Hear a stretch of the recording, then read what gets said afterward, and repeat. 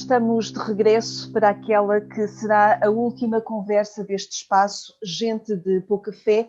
Vamos fazê-lo com o professor Mendo Castro Henriques, professor de Filosofia Política da Universidade Católica Portuguesa, e hoje vamos recordar Alexander Solzhenitsyn, um escritor russo internacionalmente reconhecido, porque nos deu a conhecer o mundo e, infelizmente, a vivência dos Gulag, os campos de trabalho forçados para criminosos e para presos políticos da antiga União Soviética.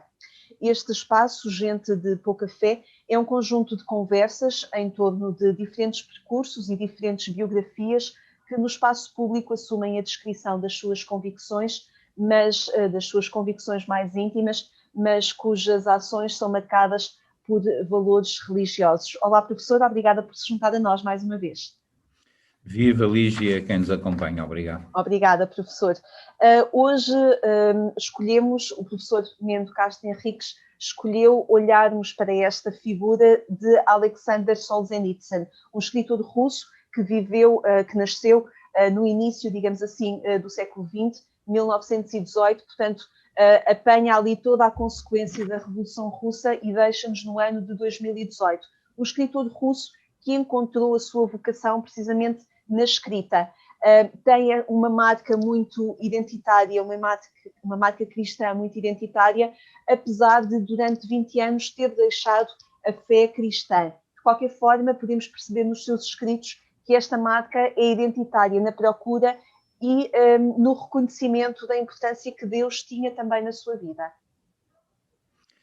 É verdade, Alexander Solzhenitsyn tem uma vida de 80 anos que acompanha o arco desde o ano de, praticamente, o nascimento da Revolução Russa, ele nasce em 18, um ano depois, até a estas realidades agora do novo regime russo pós-soviético.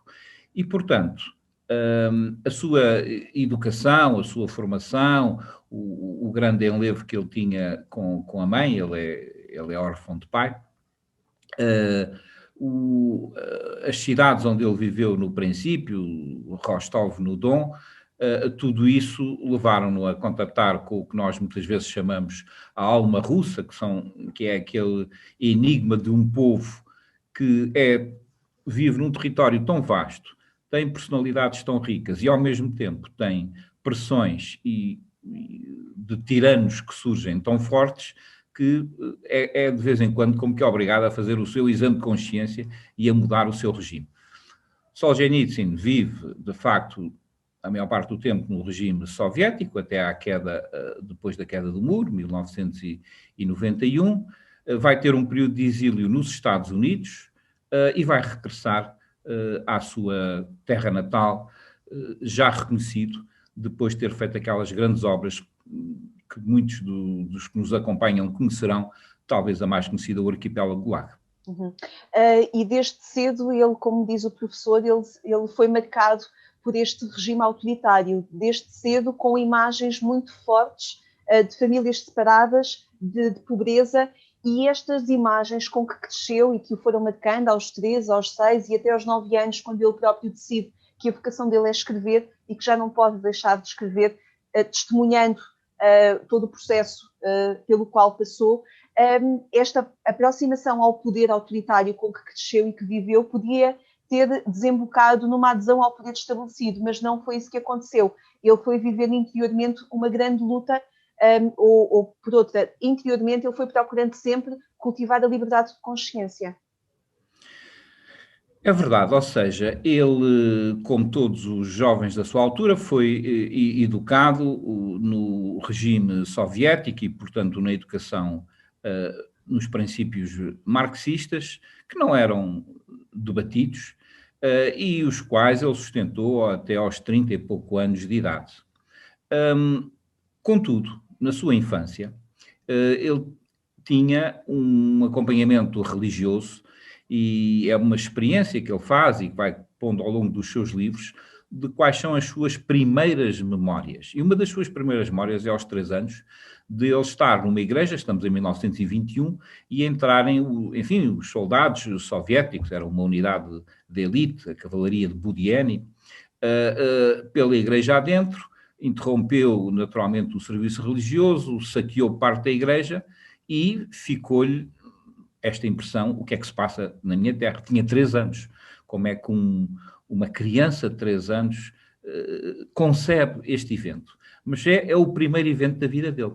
Ele também se lembra das filas de mulheres que visitavam os presos na sua cidade, tinha 6 anos. Enfim, estas memórias, nós temos o termo amnésia, que é o esquecer. Boa parte da obra de Solzhenitsyn é uma anamnésia, é parar de esquecer, recordar o que verdadeiramente cala fundo no coração e na consciência das pessoas, e talvez por isso ele, desde muito cedo, tem afirmações várias, concebeu que a sua missão ia ser de escritor, muito embora viesse a ter na Faculdade de Rostov uma formação científica, de matemático, do qual, aliás, o regime depois se aproveitou para o fazer trabalhar à força, digamos, em pesquisas científicas. E que poder tem esse da escrita que nos chega aos dias de hoje relatando os horrores de um campo de concentração, de campos forçados, no caso do Gulag, mas ao longo do seu crescimento, de ir testemunhando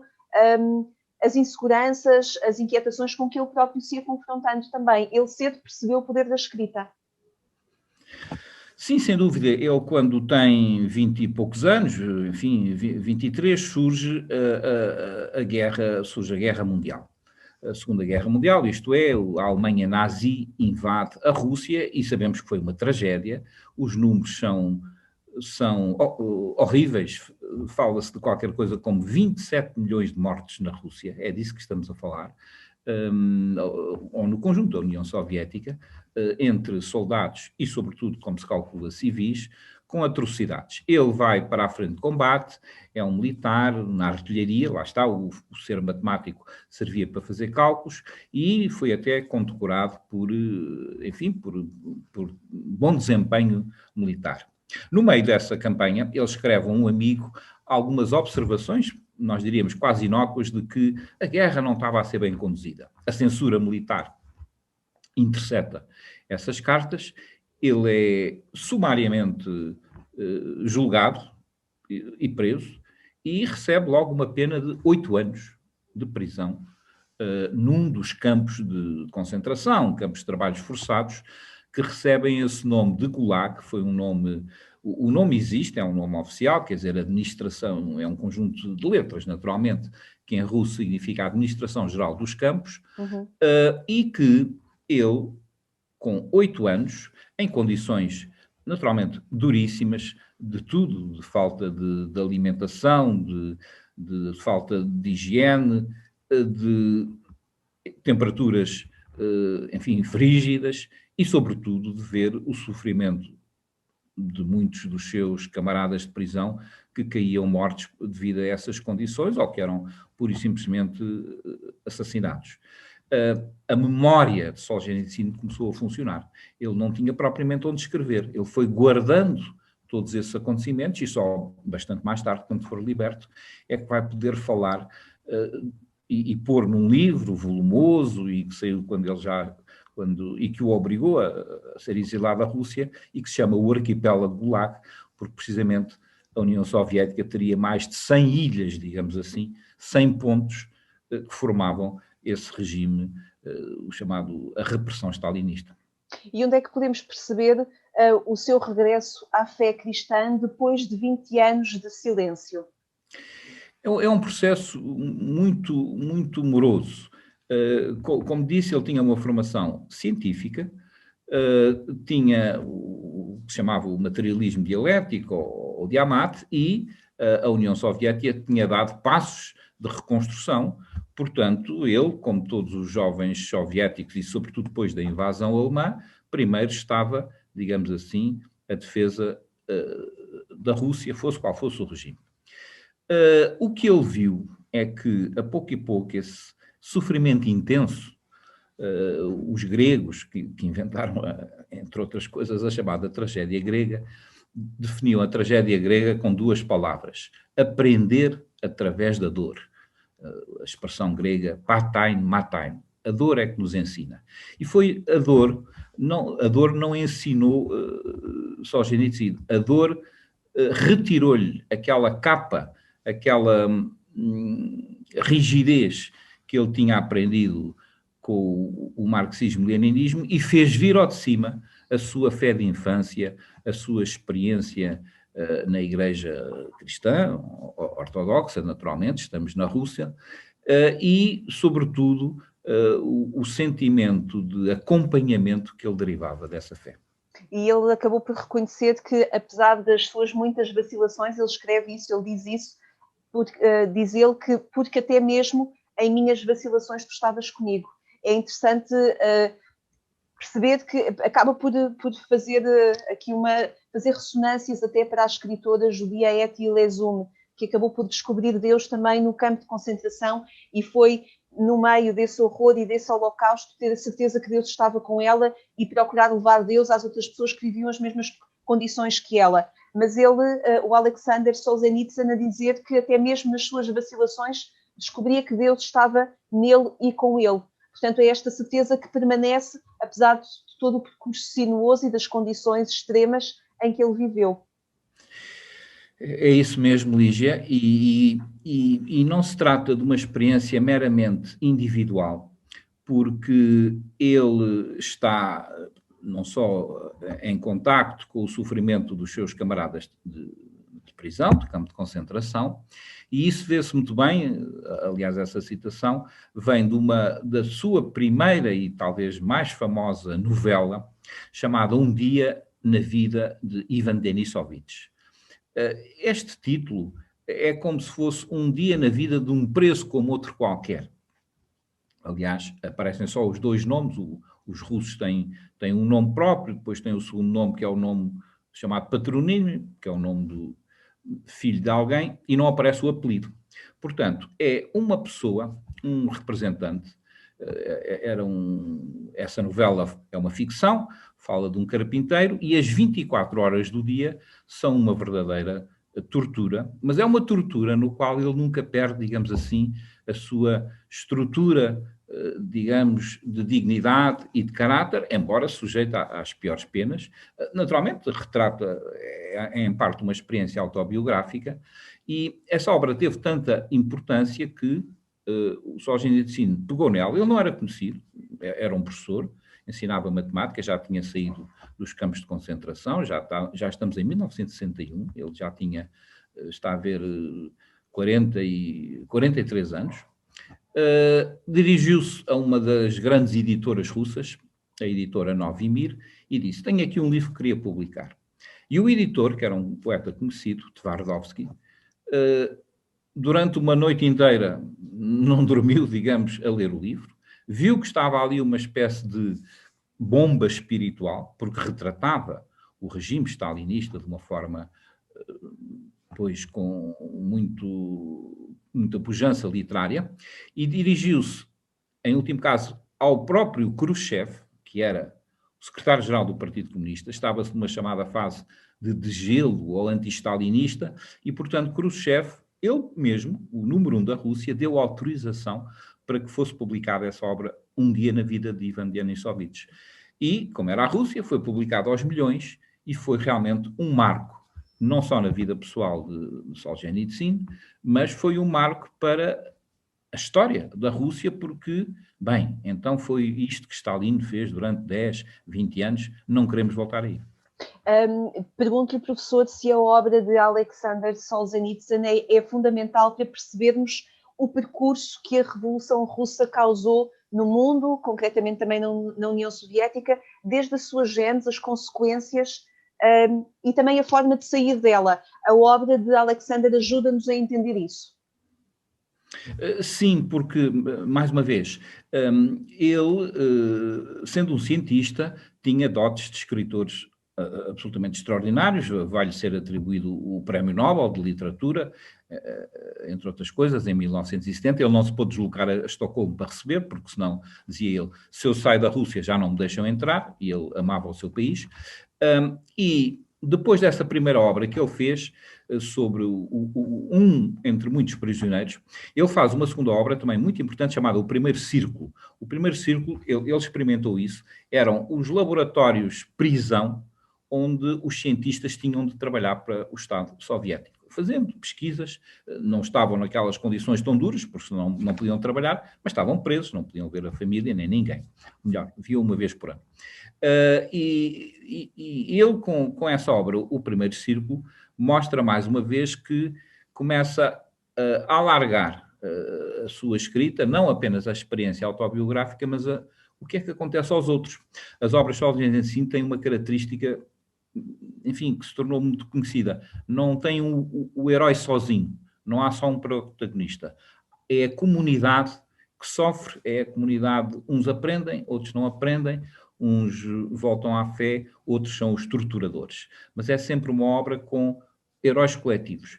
E, como ele tinha tido esse êxito maciço com a obra Um Dia na Vida de Ivan Denisovich, que se recomenda imenso para ler, pois há até filmes e séries de televisão que foram feitas sobre o assunto, ele começa a receber testemunhos de antigos prisioneiros de campos de concentração. A palavra russa é fácil de fixar, eles chamavam-se zeks. Então, há 10, 20, 30... Bom, o certo é que, com mais de 200 testemunhos, ele começa, então, a organizar essa obra monumental que é o Arquipélago Gulag.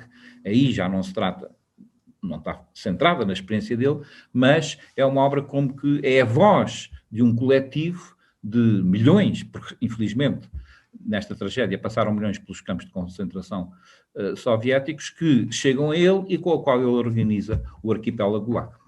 E a importância de, nos dias de hoje, continuarmos a não esquecer daquilo que outros passaram há muitos anos atrás, porque parece que os campos de concentração e os campos de prisioneiros e trabalhos forçados ficaram esquecidos lá atrás no tempo, mas os totalitarismos e os nacionalismos nunca estamos completamente ausentes do seu regresso. Não, claro que não. Veja o que se passa, por exemplo, em África com as perseguições da Boko Haram, o que se passou recentemente na Síria e no Iraque com o Daesh. Podemos continuar outras feridas, o que se passa no Iémen. À nossa volta continuam a existir feridas onde existem esses campos de concentração, de escala, nós nem nos atrevemos a dizer menor, porque são sempre centenas e milhares de vítimas. Mas no caso da União Soviética, como no Holocausto Nazi, a escala era de milhões de vítimas, de milhões.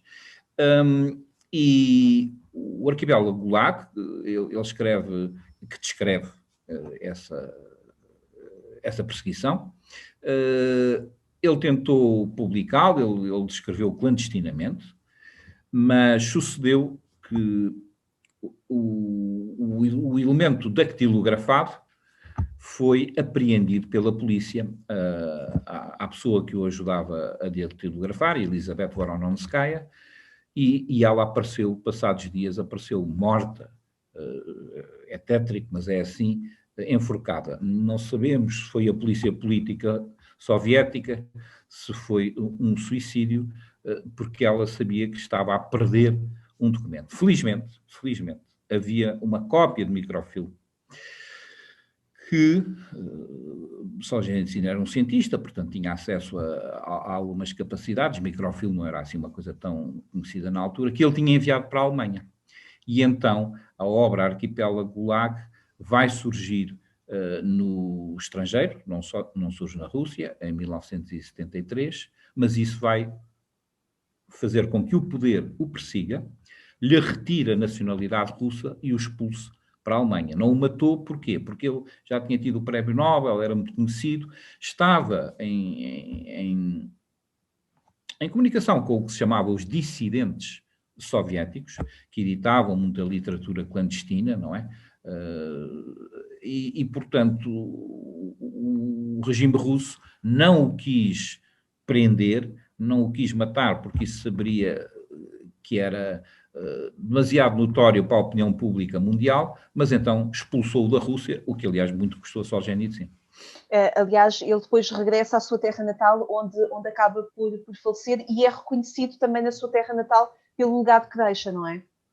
Sim, mas antes disso passa-se muita coisa, porque, repare, estamos em 1973, 74, a Rússia está em pleno período ainda totalitário. Os campos de concentração tinham acabado, mas havia outros tipos de perseguição. Por exemplo, os indesejáveis eram enviados para os hospitais psiquiátricos. Era uma forma, enfim, de repressão que existia.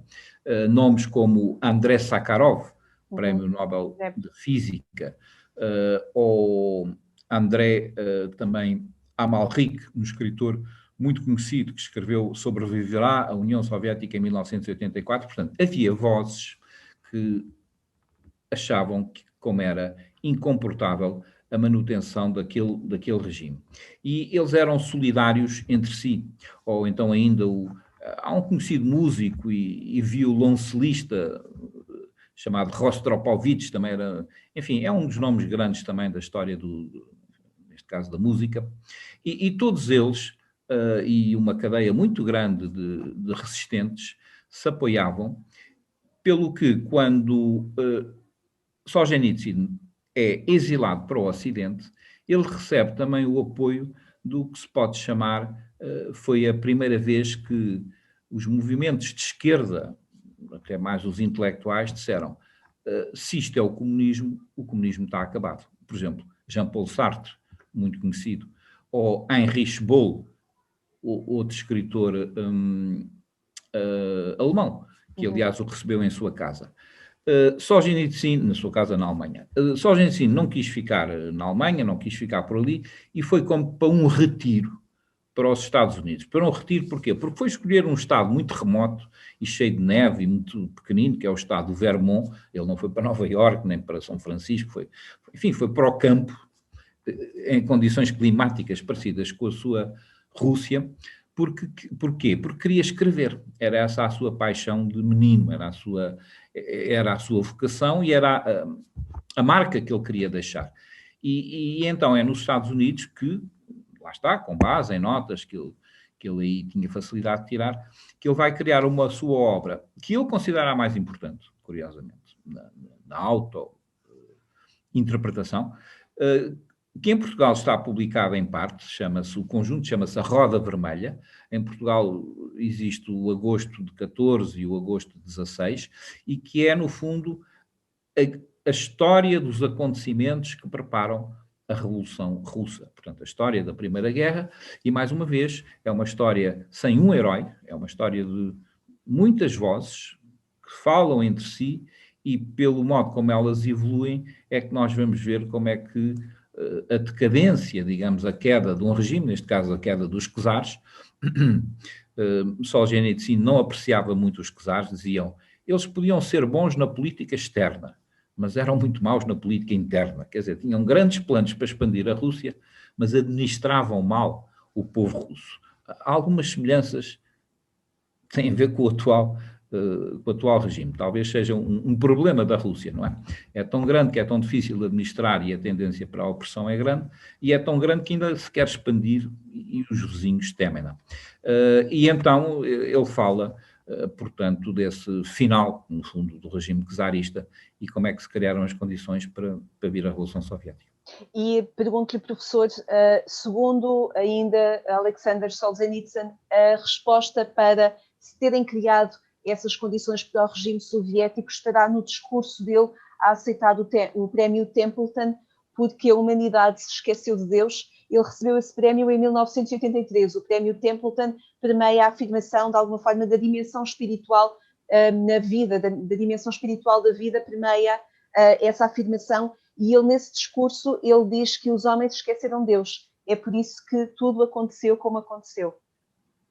Não, a Lígia fez muito bem a lembrar o prémio Templeton, que é como que um Nobel, é um prémio Nobel da religião, digamos assim. Não é atribuído, é atribuído por uma fundação americana.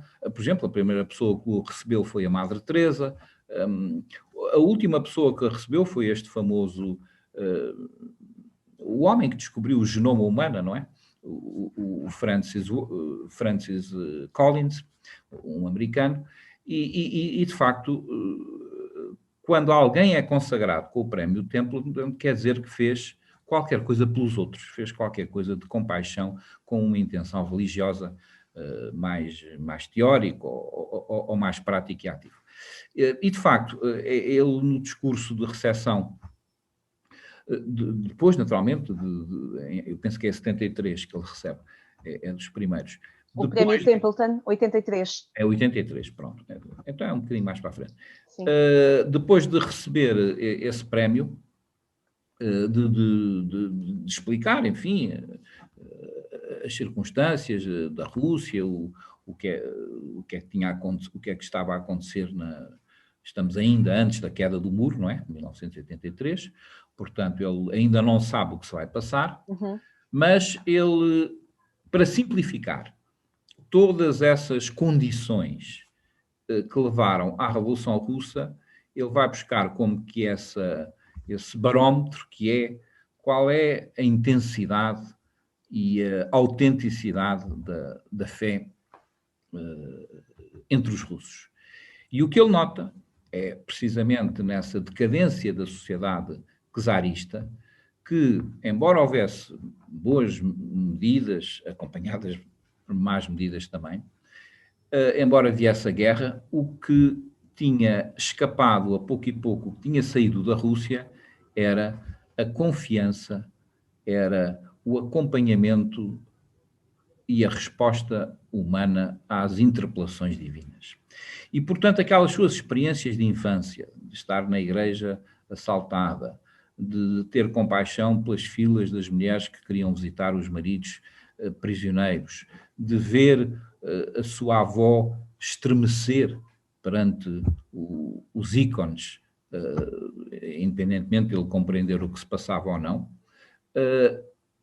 tudo isso para Solzhenitsyn era uma forma de dizer que não pode haver uma medida humana absoluta e, sobretudo, se a política é entregue a indivíduos que não têm nenhuma limitação, como foram os bolcheviques, os resultados, mesmo que as intenções, lá está, de boas intenções está o inferno cheio, mesmo que as intenções fossem regenerar o regime, os meios utilizados iriam ser terríveis, como foi a violência soviética. Deixe-me destacar uma frase que o professor Mendo Castro Henriques atribui a Solzhenitsyn sobre a arte de escrever. Diz ele que a tarefa do escritor é selecionar as perguntas mais universais e eternas, desvendar os segredos do coração humano e da consciência, os confrontos entre a vida e a morte, o triunfo sobre a dor espiritual, as leis na história da humanidade que nasceram nas profundezas de tempos imemoriais e que só cessarão quando o sol deixar de brilhar. Este trecho de Alexander Solzhenitsyn faz-me recordar outra vez a conversa que tivemos sobre Robert Bolt, que perseguia, afinal, a pergunta a quem amamos. Estas perguntas estão no coração do homem, estão em todas as pessoas, de uma forma mais vincada, de uma forma mais etérea, digamos assim, mas perseguem a humanidade. E, no fundo, todos nós perseguimos esta pergunta a quem amamos. Também, através da sua escrita, Alexander Solzhenitsyn queria que as pessoas se questionassem sobre isto e percebessem na sua consciência interior, na sua liberdade interior, a quem é que amam. Sim, e na vida essa pergunta, afinal, a quem é que amamos, naturalmente que é o que desperta a fé de Solzhenitsyn, que é uma resposta a isso mesmo. Mas é também a sua resposta da sua vida. Ele tinha tido um primeiro casamento que foi bruscamente interrompido pela guerra e depois pelo próprio exílio e internamento no campo de concentração. Ou seja, quase não pôde ter relação com a sua primeira mulher. Mais tarde, e depois da morte da sua primeira mulher, ele vai ter um segundo casamento, o nome por coincidência era igual também, Natália, da qual terá 3 filhos, e Solzhenitsyn, embora seja este escritor, a começar pelo seu rosto, mostra a tal gravidade, o tal sofrimento, que não é só dele, é como se ele transportasse os sofrimentos da Rússia, enfim, na pele, na carne, na doença. Ele teve por 2 vezes cancro. Solzhenitsyn é um sobrevivente dos campos de concentração, é um sobrevivente da doença cancerígena, é um sobrevivente, digamos assim, da devastação causada pelo marxismo-leninismo, e isso tudo se deve a que ele, de facto, tinha uma entrega muito grande às pessoas, aos amigos, à sua esposa, aos seus filhos. Há muitas fotografias que o mostram lá nos Estados Unidos a brincar, a jogar lá o basquetebol, enfim, aliás, os filhos têm nacionalidade americana e russa. Ele nunca quis ter nacionalidade americana, digamos, o tal sentimento de fidelidade à Rússia que ele sempre manteve, e que, ao regressar, ele regressa em 1994, portanto já tinha havido o fim do comunismo soviético, mas ele não está nada satisfeito com o que encontra na Rússia. Estamos na altura do governante chamado Yeltsin, e estamos na altura em que o socialismo soviético é substituído pelo que se chama a oligarquia. No fundo, é um processo de privatizações em que todas aquelas indústrias de Estado ficaram nas mãos de grandes milionários, não é? Um deles nós ainda conhecemos, por exemplo, os milionários que vêm comprar o Chelsea, ou que vêm comprar outros clubes de futebol, ou que vêm investir no Ocidente. Ora bem, ele que tinha sido um crítico, quer dizer, não era um admirador dos czares por razões que se conhecem. Tinha sido um crítico total do regime soviético pelas razões da violência sobre o povo. Vai-se encontrar com um terceiro regime, ao voltar em 1994, e portanto ainda vai estar mais de... Ele falece em 2008, portanto ainda está há mais de 10 anos na nova Rússia, digamos assim, esta Rússia que é de Putin, com o qual, aliás, uma vez o foi visitar a sua casa e lhe deu mostras de respeito, Putin, Medvedev, que o substituiu, teve no seu enterro, mas ele nunca aceitou favores do Estado. Hoje em dia, por exemplo, existe uma fundação Alexandre Solzhenitsyn que é feita com o produto da venda das suas obras. E mesmo, é um dado importante, a partir de 74, quando foi vendido em todo o mundo os chamados direitos de autor, de venda do arquipélago Gulag, foi para constituir um fundo de auxílio aos perseguidos na Rússia. Ele estava fora da Rússia, portanto o dinheiro, os direitos de autor vinham lá para contas no Ocidente, e eles usavam esse dinheiro para depois ajudar vítimas da perseguição soviética. Então isto é muito típico de Solzhenitsyn, é alguém, tal como as suas novelas e obras não falam de um herói sozinho, mas falam de uma comunidade que está a sofrer e uma comunidade que se tem que ajudar. Ele passou isso para a sua vida. Criou a sua família, os filhos ajudam nesta fundação que existe e que tem um site na net, que aliás funciona muito bem, com os principais passos e obras dele, e tudo isto tem a ver com o sentimento de comunidade e de compaixão que ele vai buscar à fé cristã, à qual regressou profundamente.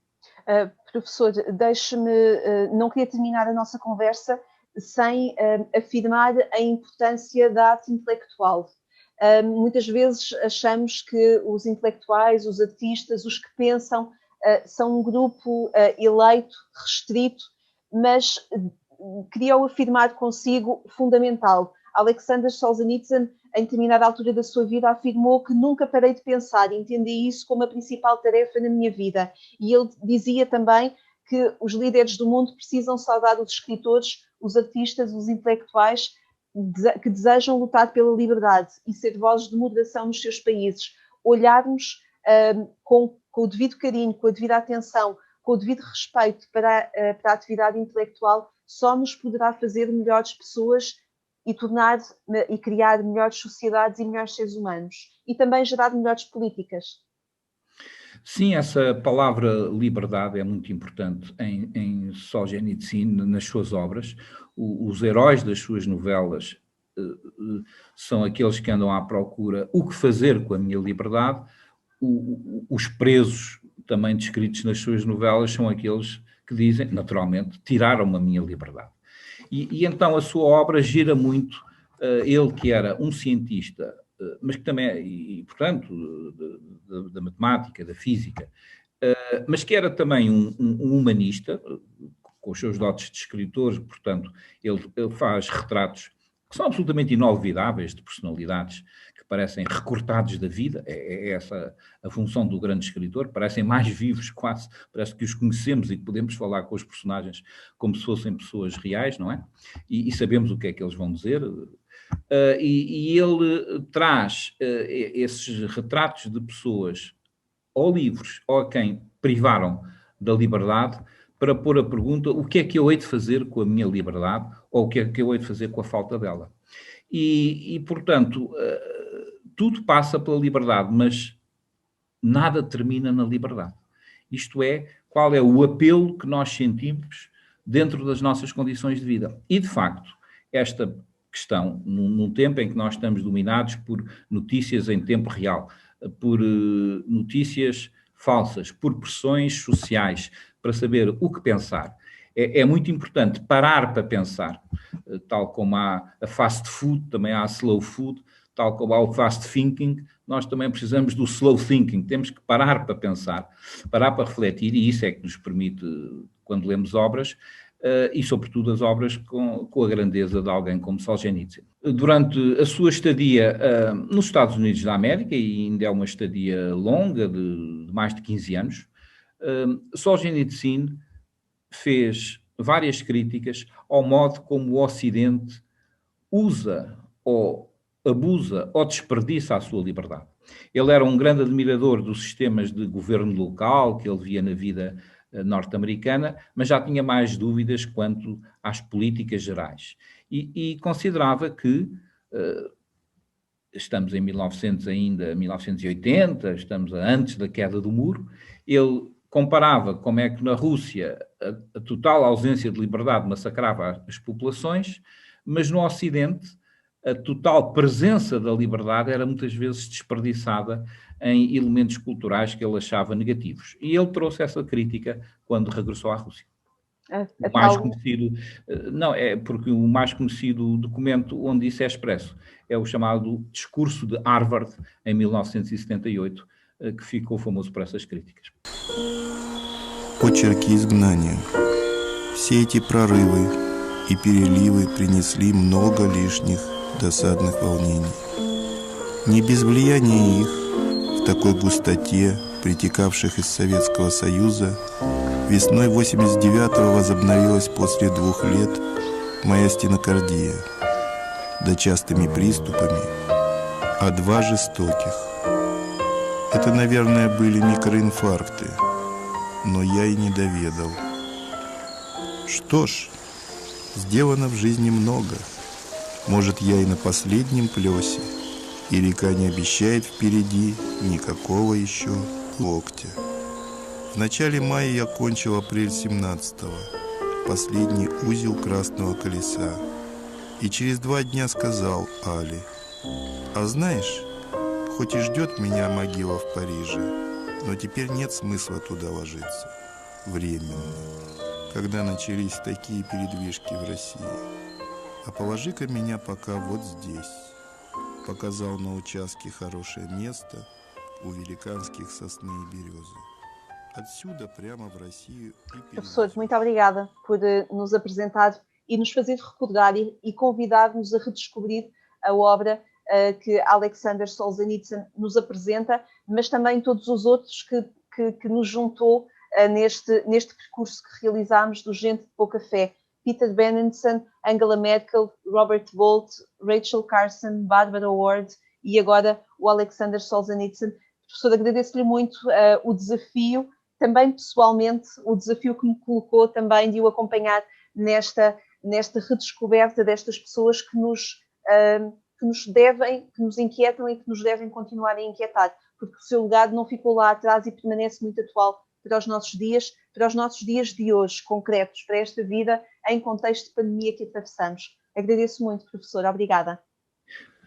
Não, Lígia, é um trabalho que não teria sido possível sem este nosso diálogo, que é uma forma de mostrar que ninguém pensa sozinho, ninguém pensa sem ter tido influências positivas anteriores e libertando-se de influências negativas, e neste tempo de Quaresma era uma forma importante de terminarmos com Solzhenitsyn, alguém que depois de muita provação conseguiu e conseguiu partilhar a sua fé cristã, no caso dele, ortodoxa.